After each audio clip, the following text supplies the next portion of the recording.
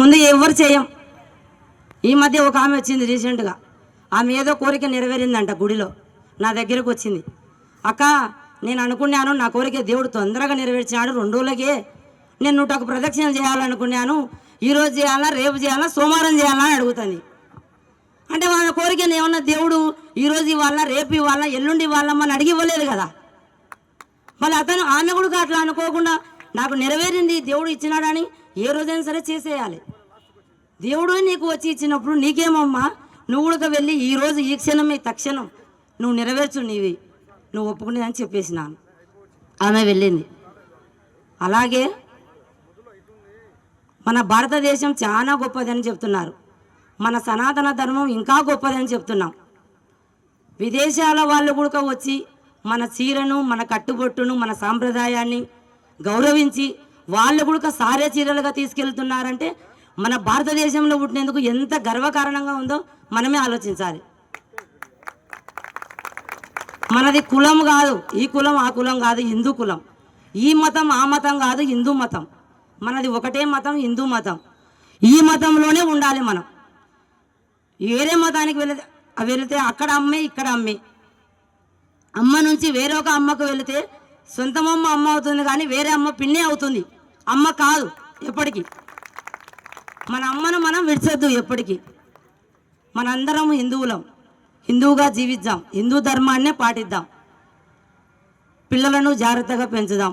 నాకు తెలిసినంతలో ఏదైనా తప్పులుంటే క్షమించండి, మాట్లాడింది ఒక్క విషయం మాట్లాడతాను. మనం ఎలా జీవించాలి అనేది మన గడియారం, చేతికున్న గడియారమే చెప్తుంది.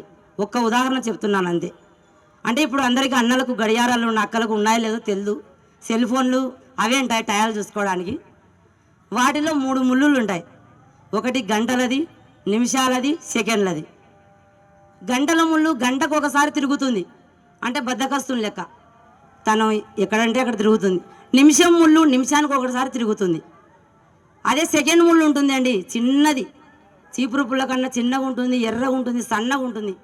అది నిరంతరం తిరుగుతూ ఉంటుంది. రాత్రి పగలు వాన ఎండ అని తేడా లేకుండా తిరుగుతుంటుంది. కానీ మనం టైం అడిగినప్పుడు ఏం చెప్తాం? 8 గంటల 10 నిమిషాలు అని చెప్తాం. 8 గంటల 10 నిమిషాల 3 సెకండ్లు 4 సెకండ్లు అని ఎవరు చెప్పరు. చెప్పలేదు అని ఆ ముళ్ళు నిరంతరం తిరగకుండా ఆగదు. అలాగే మనం ఎవరో చూస్తున్నారు కదా అని గొప్పలకు పోవాల్సిన పని లేదు. మన ధర్మాన్ని మనం పాటిస్తూ మనం మెలగాలి ఈ కుటుంబంలో. ఆ ముళ్ళు లెక్కనే మనం ఎవరో చూస్తున్నారని ఎవరో చేస్తున్నారని వాళ్ళు వచ్చినప్పుడే, ఇప్పుడు అన్నాళ్ళు వచ్చినారు హిందూ ధర్మం గురించి చెప్పడం, నేను హిందువును, నేను వస్తాను, నేను తిరగడము. ఇంకా అన్నాళ్ళు పోయినాక మన పని మనదే, మన సంసారం మనదే, మన పని మనదే. మనం ఏదన్నా మాట్లాడినప్పుడు ఎదురైనప్పుడు కూడా పలకరించుకునే ఏవుగా ఉండవు. ఇంకా అది ఏమవుతుందో ఏమో అన్నట్టుగానే ఉంటాం. మనం గుడిలో దసరా ఉత్సవాలు పెడుతుంటాం, వినాయక చవితి ఉత్సవాలు పెడుతుంటాం, శివరాత్రి కళ్యాణాలు చేస్తుంటాం. అప్పుడు ఎన్నో కార్యక్రమాలు చేస్తుంటాం, ఇవి అవి అవి అని. ఇప్పటి నుంచి ఆ కార్యక్రమాలలో కనీసం 1 గంటన మన హిందూ ధర్మాన్ని గురించి చెప్పే ప్రయత్నం చేద్దాం. మన ధర్మాన్ని మనం కాపాడుకుందాం అని నా ఉద్దేశం.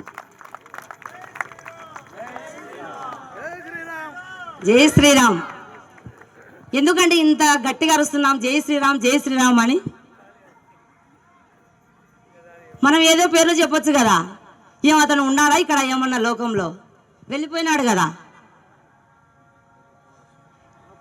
ఎంత గొప్పవాడు కాబట్టి, అన్ని ధర్మాలను పాటించినాడు కాబట్టి, అతను వచ్చి జీవించి వెళ్ళేటప్పుడు మనకేదో ఇచ్చి వెళ్ళినాడు కాబట్టి మనం అతన్ని స్మరిస్తున్నాం.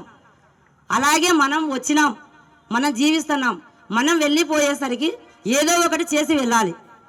అది ఏదైనా మంచి, ఏదో ఒక మంచి మార్గాన్ని నడచడము, మంచి సేవ చేయడము, ఒక్క పనన్నా చేసి వెళ్ళాలని నా ఉద్దేశం.